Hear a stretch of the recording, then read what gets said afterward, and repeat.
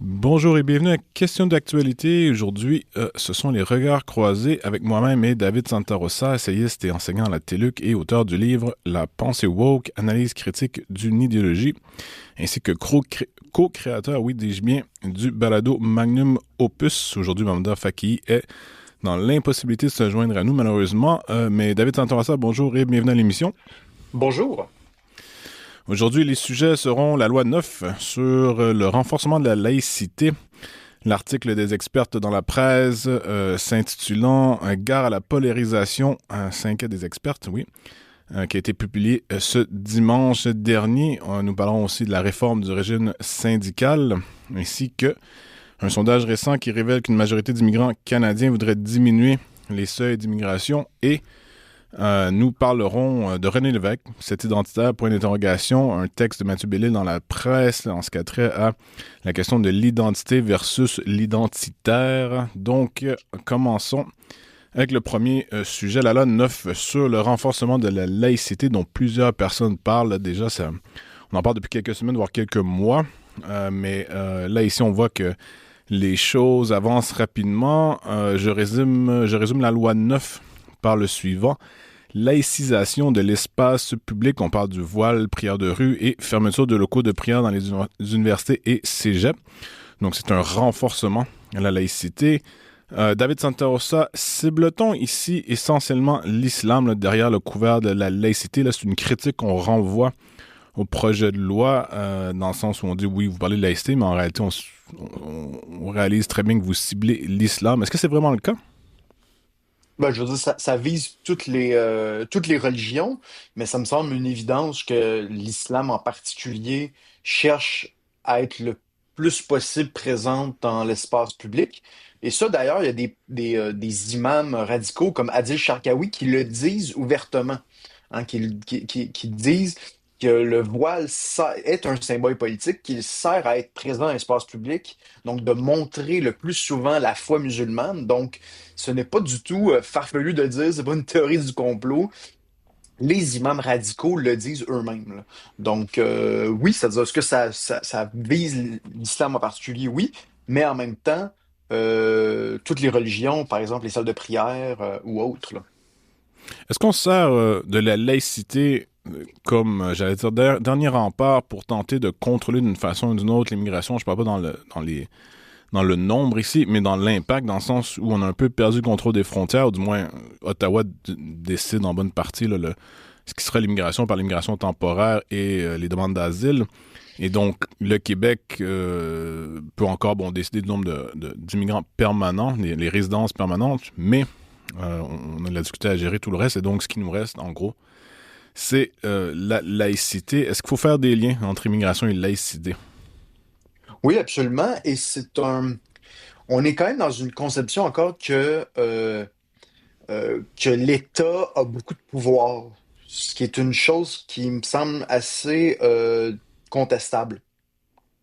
Parce qu'on se dit, ben, si on fait des lois sur le vivre ensemble, on va pouvoir organiser ce vivre ensemble. Or, ce n'est pas vraiment le cas. Oui, dans certains milieux de travail, probablement, mais en même temps, soyons sérieux, au jour le jour, c'est pas nécessairement le cas. Et on le voit justement des symboles religieux qui sont de plus en plus présents dans l'espace public. Et ça, c'est un renversement. C'est-à-dire qu'au Québec, il y a eu, euh, oui, il y a eu un processus de laïcisation qui s'est fait depuis les années 60, mais en même temps, la société le demandait. C'était assez généralisé quand même. Les Québécois ont quitté l'Église de manière assez massive. Mais là, il y a comme il y a vraiment une opposition entre une majorité historique francophone qui est rendue là dans sa réflexion, mais en même temps beaucoup de minorités sur l'immigration qui n'est pas du tout rendue là dans sa réflexion. Donc il y a quelque chose comme un dialogue qui est difficile à faire parce que justement, sur le plan culturel, sur le plan historique, les différents peuples ou différentes communautés ne sont pas rendus à la même place, hein. Ben, c'est ça que j'allais dire. Il semble y avoir une confrontation inévitable dans le sens où, si on en vient à la conclusion qui me semble être la bonne, que disons, les revendications contre la laïcité dans sa version québécoise, surtout ses renversements, la loi 21, loi 9 notamment, proviennent essentiellement de l'immigration et des pressions qui viennent avec.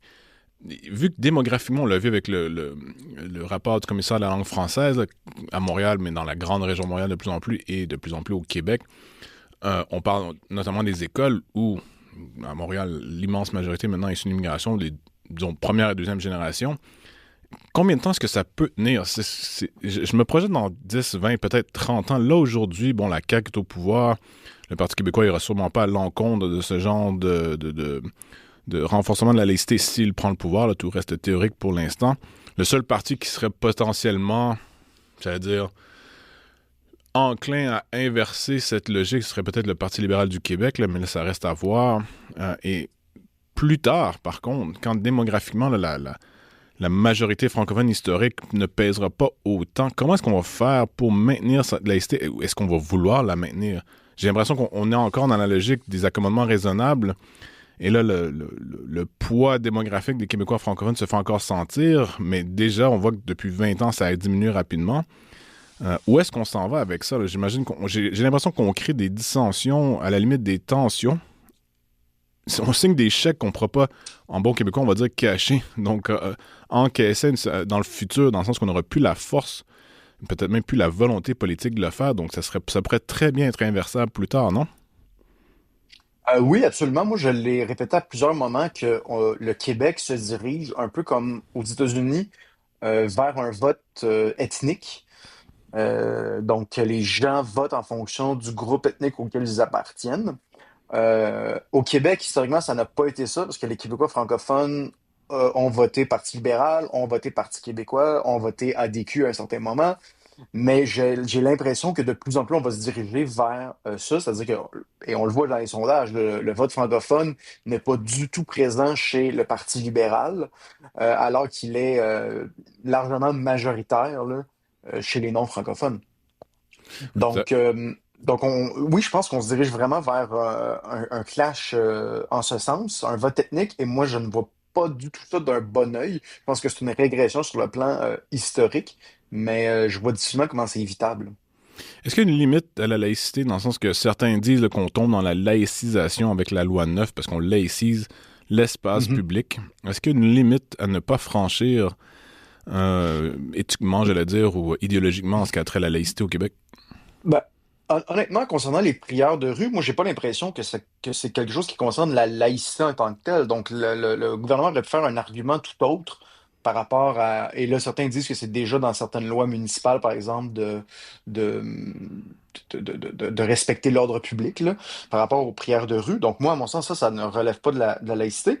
L'autre élément, tu sais, par exemple, sur le symbole, le voile dans les garderies. Ça, c'est un des éléments qui crée beaucoup de débats. Oui. Et moi, il y a un argument que j'ai à faire en fonction de l'interdiction de ce voile-là, qui me semble n'a jamais été entendu, n'a jamais été émis. Donc, je vais prendre le temps de le dire, c'est-à-dire que est-ce que le voile est un symbole d'asservissement de la femme, un symbole sexiste? Ben, si on regarde à l'international, c'est le cas. Par exemple, en Iran, on le sait, ce symbole peut être interprété de manière sexiste.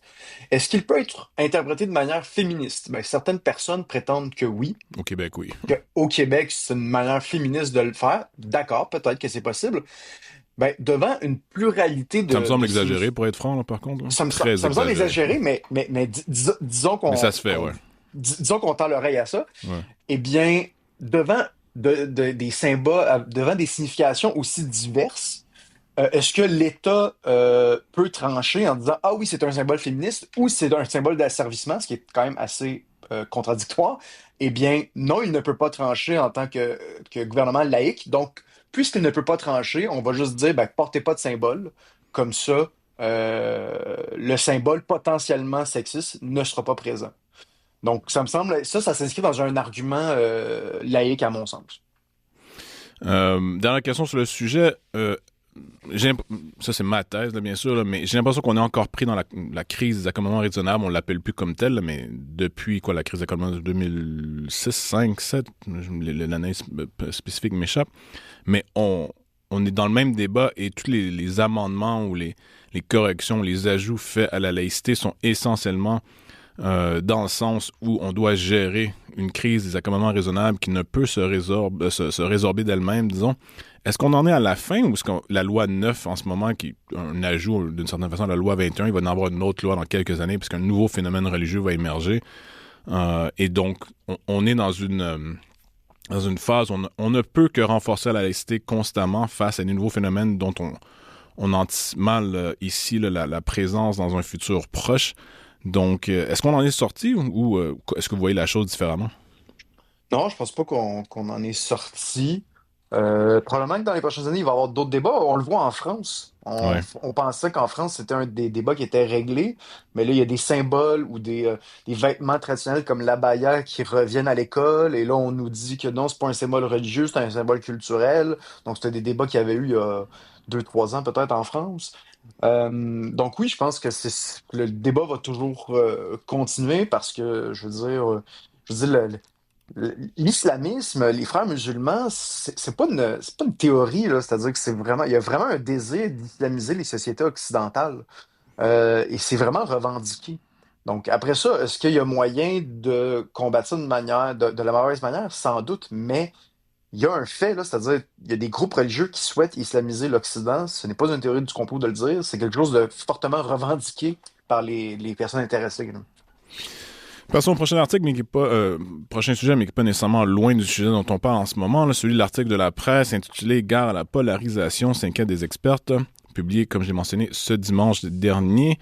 Je résume l'article un peu, qui dit ici que dans le rapport, en ce qui a trait au rapport du commissaire de langue française, celui-ci s'inquiète de la forte concentration des élèves issus de l'immigration dans certaines écoles de Montréal et de Laval, ce qui diminue les contacts interculturels entre les Québécois issus de l'immigration et le groupe majoritaire francophone. Et les chercheuses en question en éducation de 4 universités du Québec s'inquiètent de ce qu'elles nomment la polarisation et des effets sur les jeunes issus de l'immigration que pourrait générer cette récente étude du commissaire à la langue française sur l'intégration à la nation québécoise. Donc, en gros, on s'inquiète que remarquer ou simplement observer ce qui se passe pourrait finalement ne pas aider à l'intégration. Une intégration qui ne se fait plus, d'ailleurs, d'après le même rapport qu'elle mentionne. Notons par contre que ces chercheuses en question, je n'ai pas les noms devant moi, mais leurs recherches des dernières années, voire des dernières décennies, 10 ou 20 ans même, ont été utilisées au sein du rapport. Donc, c'est un peu pour ça que celles-ci se sont prononcées. Donc, je pose la question, doit-on s'inquiéter de la polarisation mentionnée ici sur les jeunes issus de l'immigration, comme les chercheuses l'indiquent, due à la publication du rapport qui, je le mentionne une deuxième fois, là, essentiellement conclut qu'il n'y a plus vraiment de contact direct entre les jeunes issus de l'immigration et les jeunes qu'on qualifie de francophones de 3 générations et plus dans le rapport. Doit-on vraiment s'inquiéter de ceci? Oui, c'est assez amusant, c'est-à-dire qu'on s'inquiète de la polarisation, mais quand on dit polarisation, en fait, ce qu'on veut dire, c'est que ça soit un enjeu politique. Ouais. Donc, c'est un peu ça qu'on peut dire, C'est alors que déjà un ça me enjeu semble, politique. oui, mais j'ai envie de dire, est-ce qu'on a véritablement écouté la population dans les dernières années sur ces enjeux-là?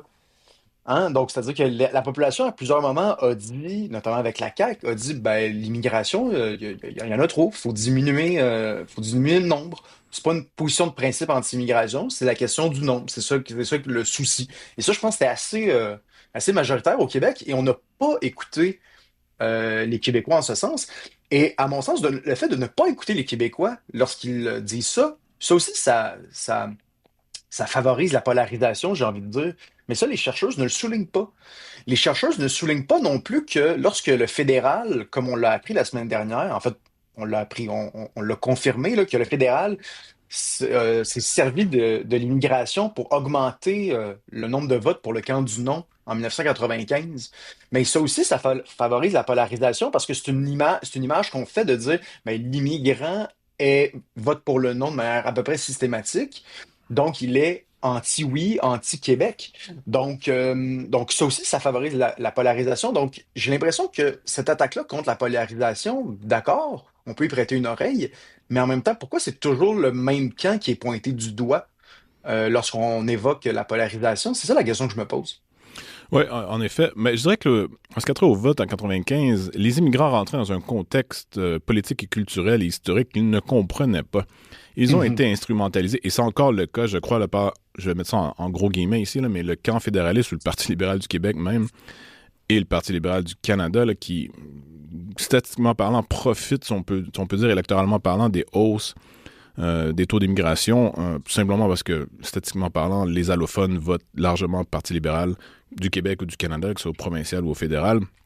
Ça change, là, par contre. On voit que le Parti conservateur réussit à aller chercher des votes au sein des différentes populations immigrantes de plus en plus, mais on est loin du 50%, là, donc ça favorise encore très largement le Parti libéral.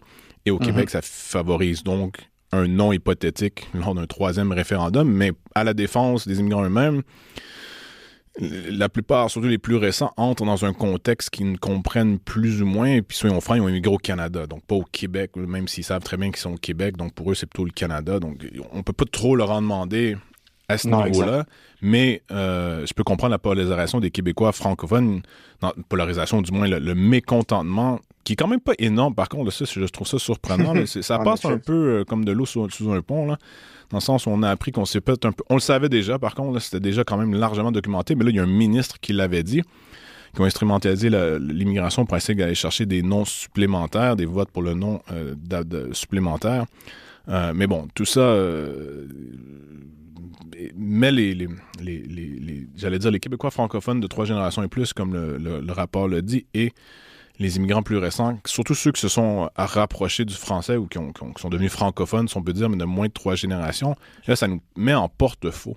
Dans le sens où on n'avait pas nécessairement envie d'être face à face, mais là, l'instrumentalisation de tout ça, des allophones par le fédéral, Mhm. fait qu'on est un peu forcé, là, électoralement parlant, si on veut, maintenir une espèce de débat qui sera plus, comme l'avait dit, ou une classe politique qui sera plus finalement basée sur des clans ethnico-culturels et linguistiques qui vont se faire face, mais bien sur des idées. Je pense que c'est la grande menace en ce moment, là, c'est que je, je pense que j'en ai parlé ici même en ondes, en fait, lors d'un de mes ditos la semaine dernière ou la semaine d'avant, c'est qu'on libanise la politique québécoise où on est obligé d'avoir une représentation quasi parfaite des groupes religieux et ethnico-religieux au Québec au sein du système politique, sinon ça fonctionne plus. Rappelons que tout ça au Liban, c'est fait suite à une guerre civile sanglante, là, donc ce que je ne souhaite pas, bien sûr. Mais je pense que c'est un cas extrême, mais ça nous dit un peu où on pourrait aller là, dans ce cas-ci. Je sais pas si je suis peut-être trop pessimiste, là, mais Oui, qu'est-ce que vous en pensez? ouais, mais même allons plus loin, c'est-à-dire que même le discours officiel, le discours public, encourage cette identification-là aux gens qui nous ressemblent sur le plan de la couleur de la peau, sur le plan de la langue, là. Même si la langue, je distinguerais ça, parce que tout le monde peut devenir francophone, mais personne, mais on ne peut pas changer de couleur de peau, là, ou de Non. sexe. Donc, c'est quelque chose qu'on De sexe encourage. peut-être, là, mais... Oui, c'est ça, ça serait une autre question. Mais on encourage les gens à dire il faut voter, il faut, pour des gens qui nous ressemblent, il faut écouter des films avec des personnes qui nous ressemblent. Donc, on encourage cette attitude-là. Donc, oui, moi, c'est quelque chose qui m'inquiète énormément. Donc, et comme vous l'avez souligné, la question de la polarisation, est-ce que vraiment le Québec est tant que ça polarisé? J'en ai pas l'impression tant que ça. C'est-à-dire que on nous apprend que le vote le plus important de son histoire, la question du référendum, et là, je parle pas juste du point de vue souverainiste, là, vraiment du point de vue fédéraliste aussi, parce que quand il y a un taux de participation au-dessus de 90%, ben manifestement, c'est que c'est un vote important. Donc, lors du vote le plus important, on apprend qu'il y a de la fraude électorale et il n'y a pas une vitre de cassée. Hein. Le lendemain de 95, c'était la même chose. Hein. Pas une vitre de C'est vrai. cassée. Tout va bien.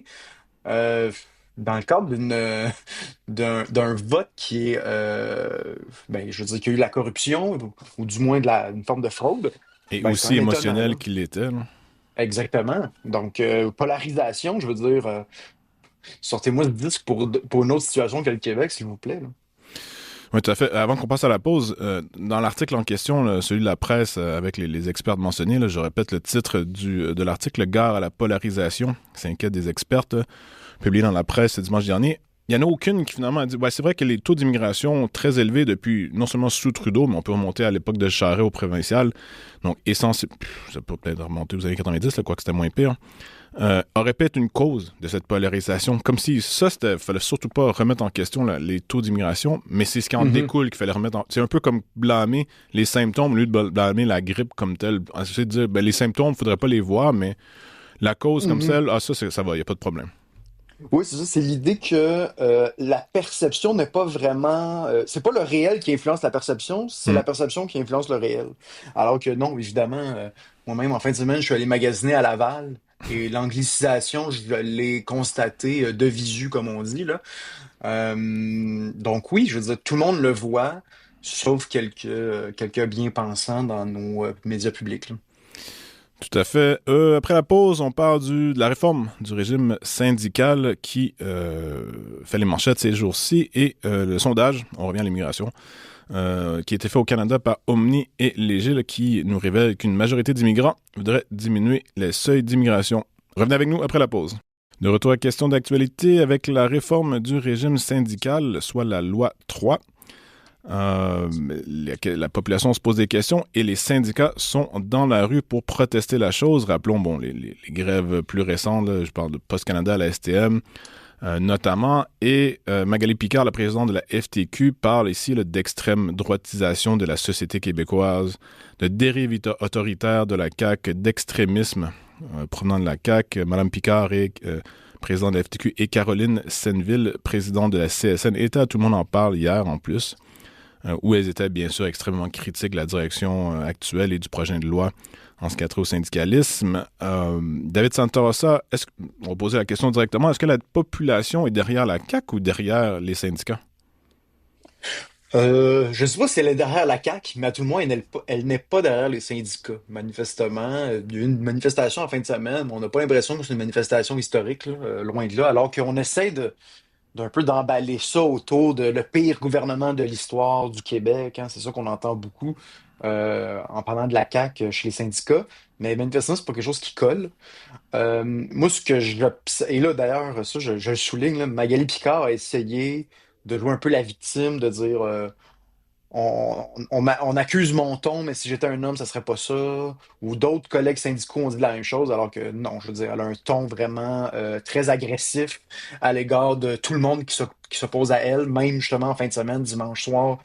Elle avait le même ton avec Jean-François Roberge, là, qui parlait de la question de la laïcité et de l'immigration. Et moi, ce que je remarque, en fait, c'est que là, on arrive véritablement à la fin d'un cycle. C'est-à-dire le cycle qui a commencé autour de la Révolution tranquille, d'un État-providence qui est fort, que les Québécois se rangent derrière beaucoup de syndicats, qu'il y avait une forte corrélation entre ça, c'est-à-dire un sentiment de communauté qui se développe en même temps qu'un État-providence. Eh bien là, c'est pas un sentiment de communauté, mais un sentiment national plutôt. Eh bien là, on arrive à la fin un peu de ce cycle. Et j'ai l'impression que les syndicats, oui, ont encore du pouvoir parce qu'il y a beaucoup de membres et beaucoup d'argent, mais culturellement, le pouvoir n'est plus là, là. Est-ce que ça changerait la perception si les syndicats comment dire, ne représenteraient pas les employés de l'État? Bon, au privé, je ne veux pas dire aux employés ou même aux syndicats quoi faire. En fait, c'est un peu leur droit de décider par eux-mêmes. Sauf que quand on parle d'employés de l'État, donc Post Canada, STM, SAQ, peu importe, ces gens-là, essentiellement, reçoivent des fonds qui viennent de nos impôts. Et donc, quand ils Mhm. demandent des hausses salariales, ce qui peut être légitime, ce qui est légitime, bien sûr, mais c'est ce qui se fait aux dépens essentiellement du contribuable. Et là, quand Mme Picard et Mme Selleville vont à Tout le monde en parle, pour en fait nous dire qu'elles défendent le bien commun. Des fois, j'ai un peu de la difficulté à les suivre, surtout quand, dans ce qu'a trait à la STA, là, par exemple, on a pris un peu les Montréalais en otage Mhm. dans tout ça. Est-ce que la notion même de syndicat est dépassée aujourd'hui ou, au contraire, dans un monde hyper mondialisé, il y a peut-être, en fait, regagné une certaine pertinence? Ben, moi, je suis pas du tout anti-syndicat, loin de là, en fait, là.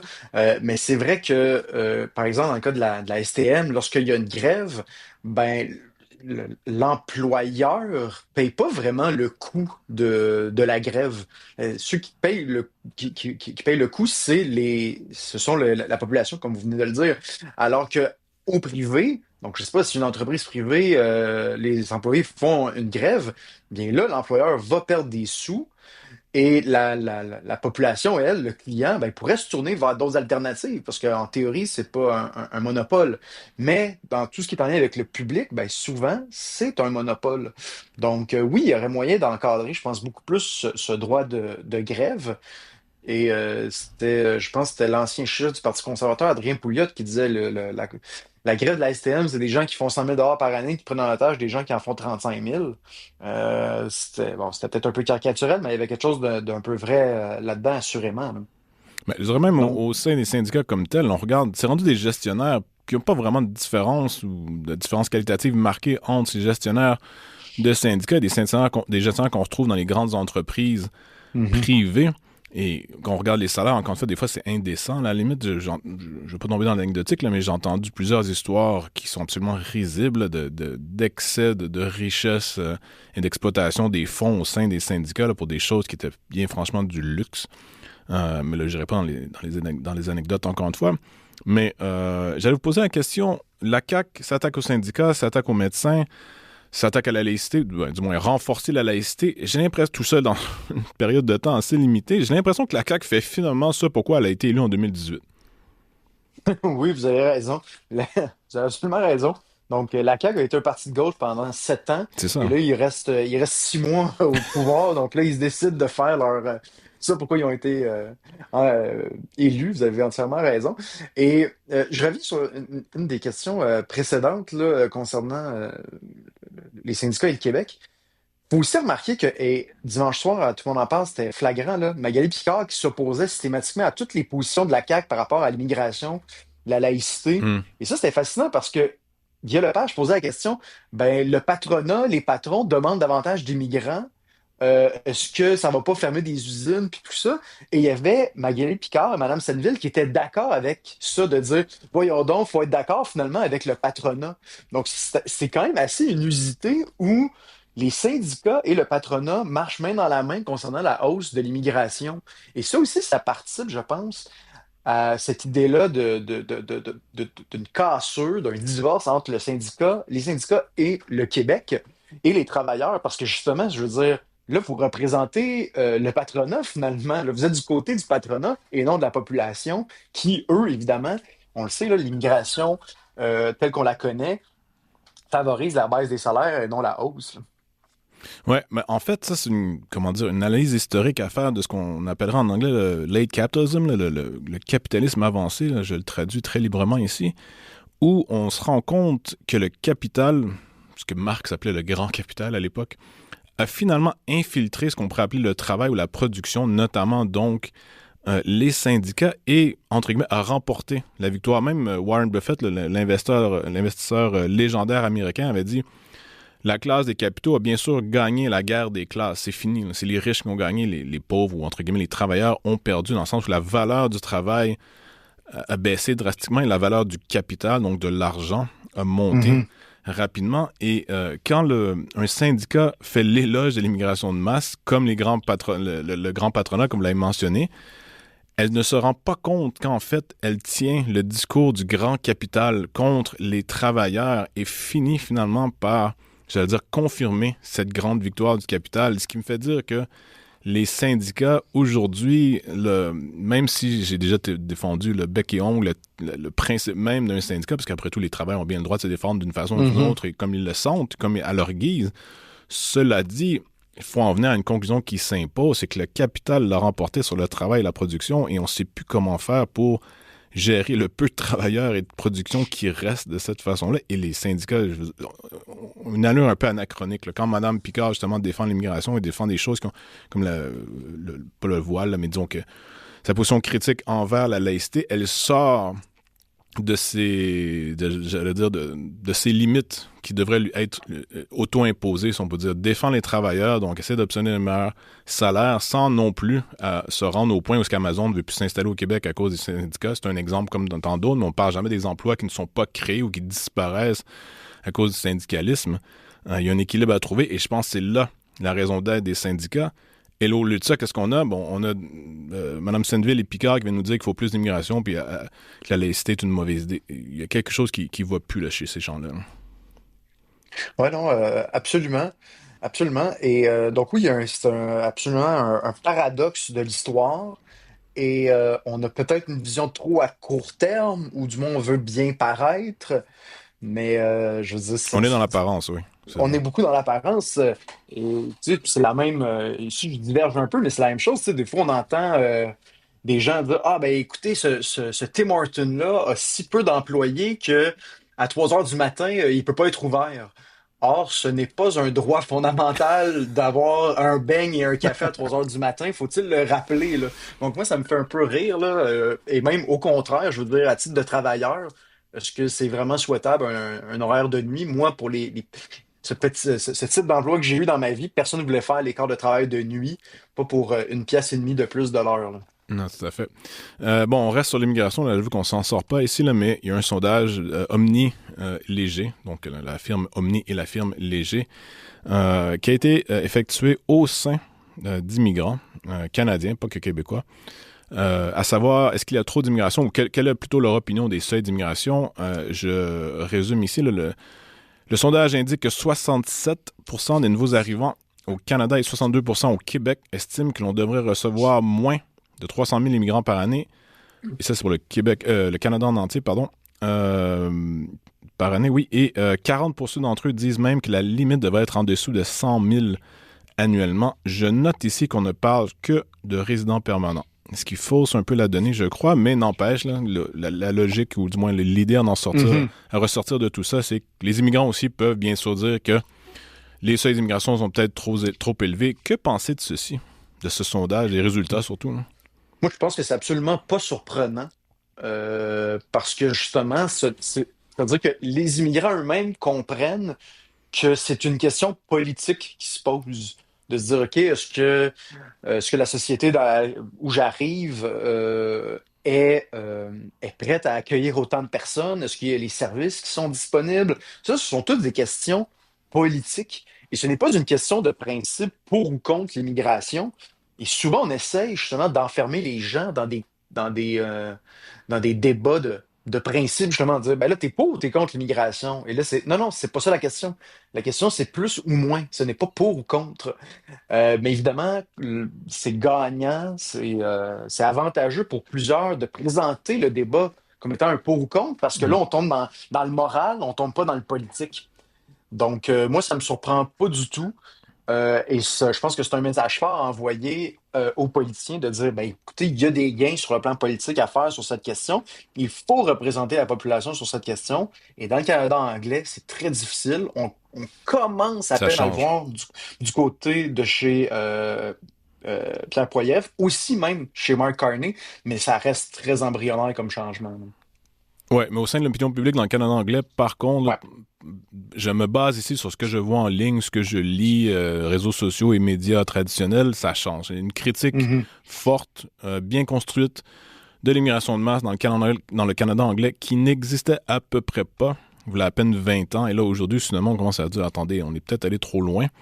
Et finalement, je me rappelle très bien, là, quoi, 15 ou 20 ans, le Canada traitait le Québec de raciste et tous les mots pour simplement remettre en question les taux d'immigration. Et là, soudainement, le Canada ne le fait plus, ou du moins moins, parce qu'ils ont la même critique. Donc, je pense que les choses changent. Mais une des choses ici que j'ai trouvé un peu bizarre, c'est que on demande à des gens, est-ce que 300 000, c'est trop passé? C'est un chiffre relativement abstrait pour le commun des mortels. Pour quelqu'un Ouais. qui n'est pas un expert en politique publique, et j'ai étudié en politique publique, et même moi, 300 000, je pourrais pas vous... Ça me semble élevé, mais je pourrais pas vous dire exactement, est-ce que c'est mieux que 350, 250, 400 ou 200?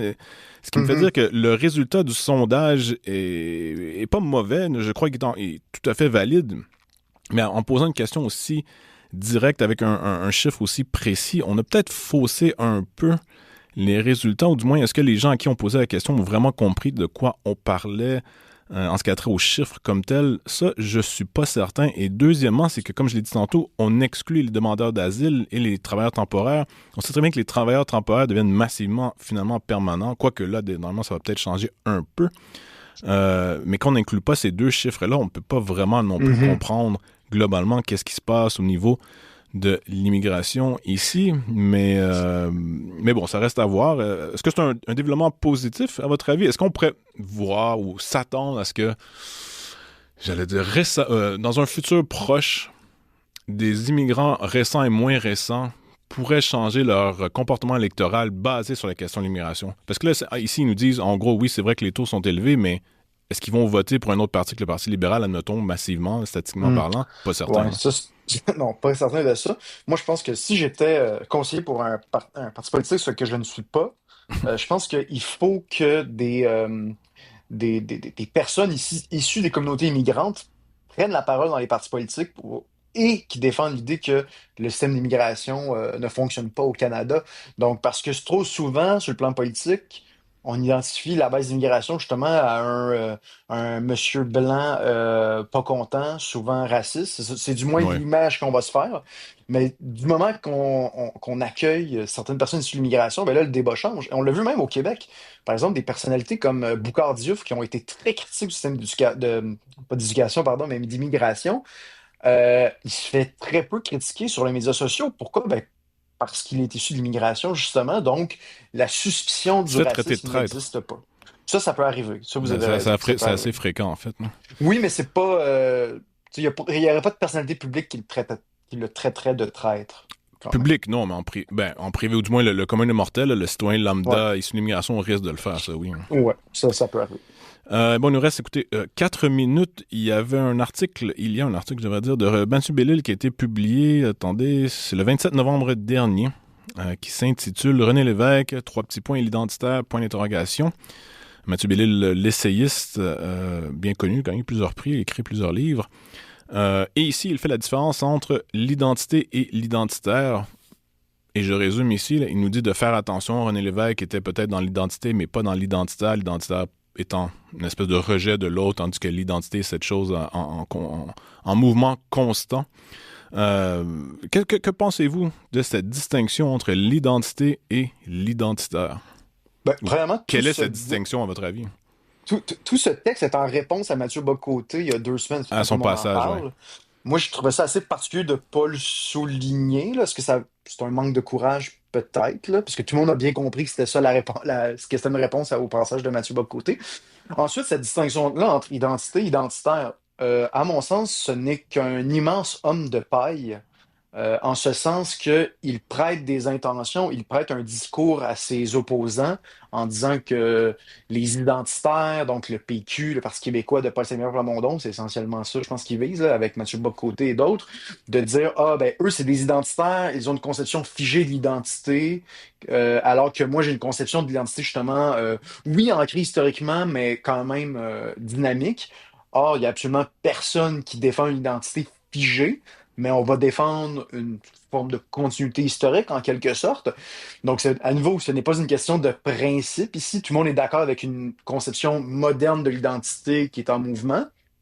Mais en même temps, le risque est de quel côté? Est-ce que le risque est du côté du repli sur soi ou justement de la perte d'identité totalement?